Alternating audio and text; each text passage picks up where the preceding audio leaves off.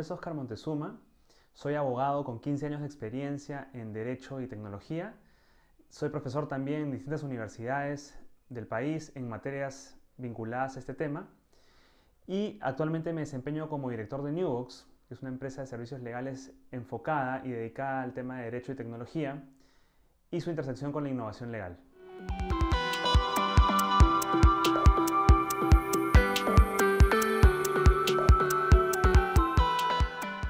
Me pidieron hablar sobre el derecho a la autodeterminación informativa y el Big Data. Primero, para entender qué cosa es la autodeterminación informativa, quizás tenemos que dar un paso atrás y hablar sobre el derecho a la intimidad, que es del que se deriva la autodeterminación informativa o la protección de datos personales. El derecho a la intimidad es un derecho que nace mucho tiempo atrás y que figura en las constituciones de la gran mayoría de países del mundo como un derecho fundamental y que protege básicamente esta esfera cercana, valga la redundancia, íntima, personal del individuo a la cual no se puede irrumpir, ¿no? Y nos da ese derecho a poder bloquear cualquier acceso no autorizado a ese espacio cercano. Pongamos el ejemplo de espacios en nuestra casa donde tenemos expectativas de intimidad muy altas, ¿no? Por ejemplo, el baño de nuestra casa, ¿no? No esperamos que nadie vaya a irrumpir en este espacio porque es un espacio personal, íntimo, donde nadie debe entrar. Si es que vamos saliendo de nuestra casa hacia otros espacios de la misma, como la sala, o como por ejemplo, o incluso fuera de nuestra casa, esta expectativa de intimidad empieza a reducirse, ¿no? Este es un concepto que muy del derecho anglosajón, que es la famosa expectativa razonable de privacidad, ¿no? Que es algo que nace en el derecho anglosajón. En el caso de nuestra tradición jurídica, tenemos consagrado este derecho a la intimidad, ¿no? Que, como les digo, ha cumplido un rol muy importante, ha sido reconocida y robustecida por una serie de precedentes y jurisprudencia en muchas instancias, y es el que teníamos bastante reconocido en nuestros sistemas jurídicos, ¿no? Sin embargo, a raíz del desarrollo tecnológico y de la aparición de nuevas tecnologías y nuevas formas de capturar información, es que se deriva de este derecho a la intimidad un derecho que empieza a adquirir un carácter autónomo en el tiempo, y es este famoso derecho a la protección de datos personales o la autodeterminación informativa. ¿En qué consiste, de dónde viene este término autodeterminación informativa? Quiere decir de que no basta solamente que yo esté protegido de que alguien entre en este espacio más íntimo y cercano, sino que además yo también, como individuo y ser humano, tengo que tener la posibilidad de controlar qué es lo que se hace con mi información, con información que me identifica a mí como individuo. Entonces, ¿qué información me identifica a mí como individuo? Bueno, los datos personales. ¿Y por qué es que cobra este derecho una cierta autonomía en las constituciones del mundo y en las normativas de distintos países del mundo? Porque este derecho empieza a ser vulnerado, afectado, por algunos regímenes dictatoriales, ¿no? Y tiene su origen en Europa precisamente por eso, ¿no? Si recordamos la época de la Segunda Guerra Mundial, existieron dictaduras en Europa en las que los estados fueron quienes empezaron a utilizar mucho más la información para fines no autorizados. Pensemos en el régimen nazi o en la dictadura de Franco en España. Esto, entre otras situaciones históricas de la época, llevan a que en Europa nazca esta necesidad de regular la autodeterminación informativa de forma distinta o con cierta autonomía respecto de la intimidad.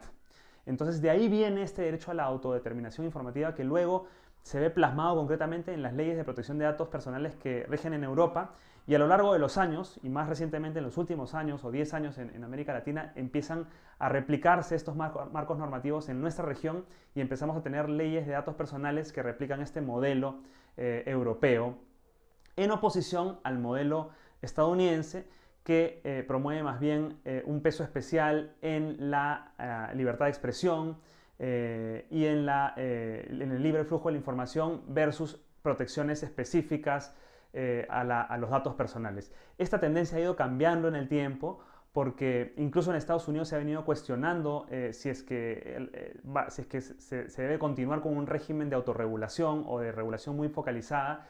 Y el caso más concreto es el estado de California, que el año pasado sacó una normativa estatal enfocada justamente en la protección de datos personales, muy parecida al Reglamento Europeo de Datos Personales, que entró en vigencia en el año 2018, en mayo del 2018, y que propone más bien este modelo de regulación general con una autoridad que se encarga de fiscalizar y supervisar el tratamiento adecuado de los datos personales.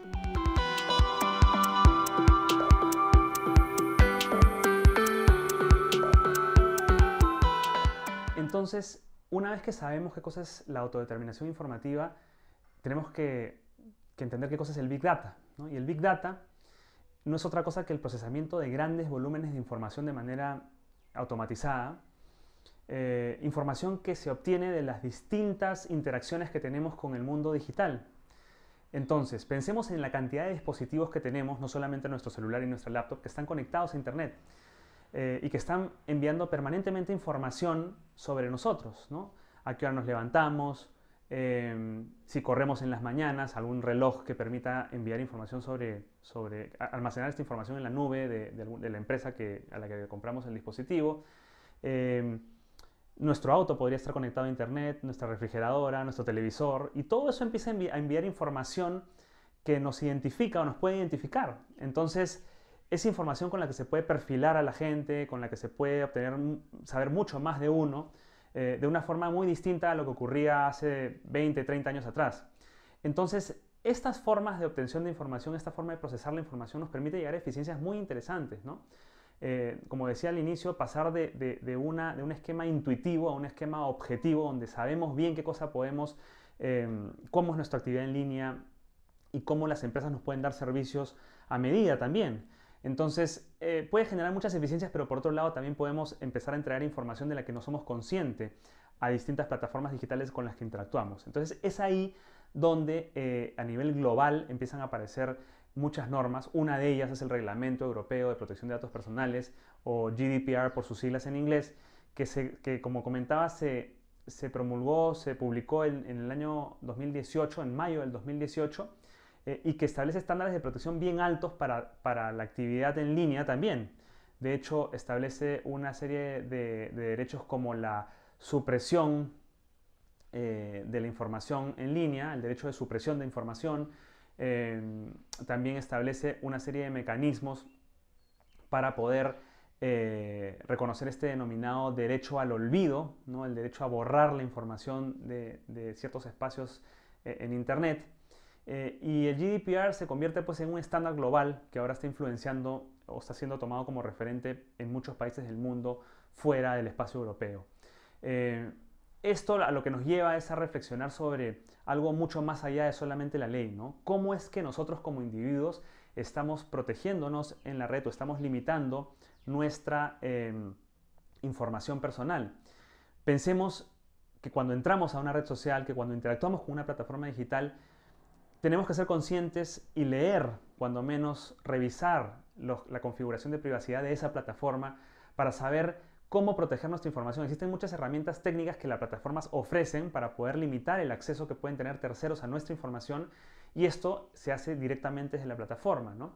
Entonces, este tipo de situaciones empiezan a convertirse en una necesidad. En un momento y una coyuntura como la que estamos viviendo actualmente, en la que hemos pasado a un formato por obligación digital, tenemos que ser conscientes sobre cómo se maneja nuestra información en Internet, cómo protegemos nuestra información en Internet. La gran mayoría de ataques informáticos o de brechas de seguridad que se producen en el espacio digital tienen que ver no necesariamente con un tema de que alguien atacó un sistema y vulneró nuestras protecciones digitales, sino más bien con falta de diligencia de nuestro lado, ¿no? Con abrir un correo electrónico que quizás no debimos abrir y darle puerta justamente, y abrir la puerta justamente a un atacante, a una persona que extraiga información o que de pronto secuestre nuestro disco duro y nos pida un intercambio, un pago a cambio para poder liberarlo. Entonces, todo esto tiene que ver con cómo protegemos, cómo cuidamos nuestra información en línea. El Big Data ofrece muchas oportunidades, muchas ventajas que tenemos que aprovechar, pero por otro lado también tenemos que ser conscientes, y eso es un tema que nos toca directamente a nosotros como ciudadanos. Además de esto, como les comentaba, hay marcos normativos. En el caso del Perú está la Ley de Protección de Datos Personales, que es la Ley 29733, y su reglamento, que además están acompañados de una directiva de seguridad que tiene una serie de medidas técnicas que uno debe implementar en su organización para proteger la información personal de sus trabajadores, de terceros, de clientes, de proveedores, etc. Entonces, es ahí donde entra este punto de confluencia entre el Big Data, que es el procesamiento de grandes volúmenes de información en formato digital, con esta protección normativa que está reflejada en las leyes de protección de datos personales y que encierran este concepto de autodeterminación informativa que expliqué hace un momento al iniciar esta charla.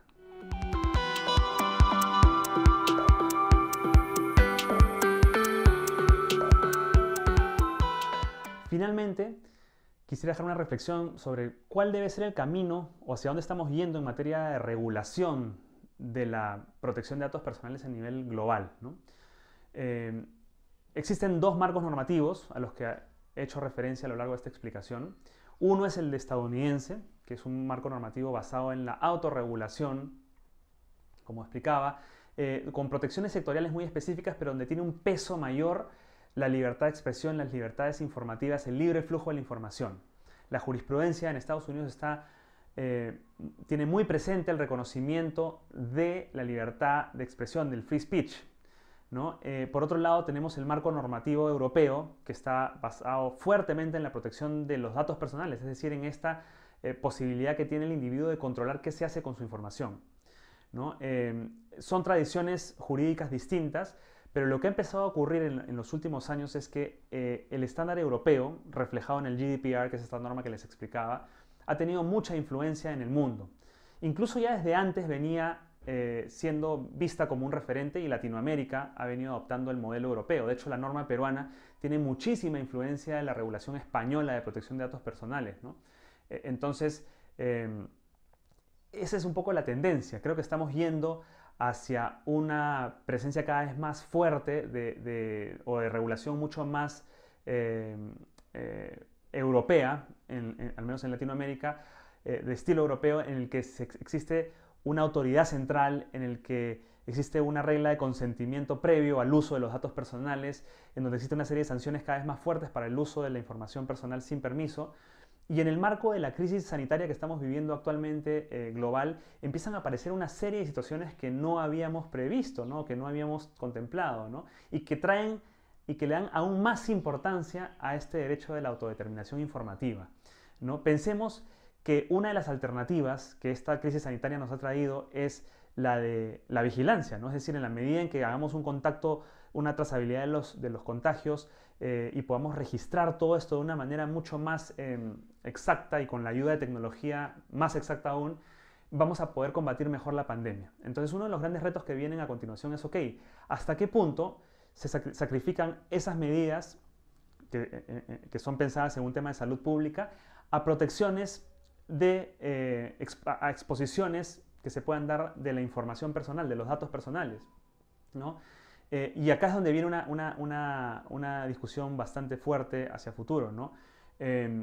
Quizás esta pandemia pueda dejar esa sensación de que el estándar a futuro tenga que ser la vigilancia ciudadana, ¿no? Para justamente evitar la explosión de otra pandemia, soportado justamente en argumentos de salud pública. Pero no debemos olvidar que también existen estos derechos de protección de datos personales que nos da la norma para poder nosotros controlar qué es lo que hace tanto el Estado como privados con nuestra información personal. Para poner un ejemplo concreto, muy recientemente, y esto ocurrió, y les hablo de estos días, me topé con un caso específico, que es el de la toma de temperatura en los distintos lugares por los que uno va por la ciudad. Cuando ahora uno está por entrar a un restaurante o a comprar un supermercado, le toman la temperatura y toman registro de esa temperatura y a veces le piden a uno el número telefónico o un dato de contacto. Esa información es información personal, además información sensible porque habla de nuestra salud, que está siendo registrada por esta empresa, ¿no? Nos están pidiendo el consentimiento, no nos están pidiendo el consentimiento, sabemos qué se va a hacer con esa información. Por otro lado, el fin de semana me llegó un pedido donde aparecía una etiqueta en la parte de afuera donde salía el nombre de la persona que empaquetó ese envío y el cocinero que preparó el pollo a la brasa. Entonces, esa información estaba expuesta afuera y la primera pregunta que me vino, dedicándome a estos temas de protección de datos personales y de temas digitales, es esta información habrá sido obtenida con el consentimiento debería tener el consentimiento de la persona a la que se le tomó la temperatura. ¿Hasta qué punto esta crisis sanitaria que nos exige ser cuidadosos con un tema de salud pública puede erosionar estos derechos a la protección de datos personales que tenemos también reconocidos en distintas normas, ¿no? Si a eso le agregamos el componente digital que nos está llevando a estar 24/7 metidos en un dispositivo intercambiando información porque no podemos tener contacto físico, entonces el tema se convierte en un tema mucho más importante aún. Hace muchos años, y con esto termino la explicación, se empezó a hablar, o hubo una frase famosa de un CEO de una empresa de tecnología que dijo: "Privacy is dead, get over it", ¿no? La privacidad ha muerto, supérenlo. Han pasado muchos años, muchísimos años después de esa afirmación, y algunos pensaron en el camino que la privacidad, la intimidad, el derecho a la protección de datos personales eran derechos que iban a quedar en el camino. Sin embargo, creo que ha ocurrido exactamente lo opuesto. Hoy más que nunca se convierten en derechos fundamentales, no solo fundamentales en el sentido legal, sino también imprescindibles, como sinónimo de imprescindibles en nuestra vida, de los que tenemos que ser conscientes, más aún en una época en la que estamos migrando nuestra vida casi por completo a entornos digitales.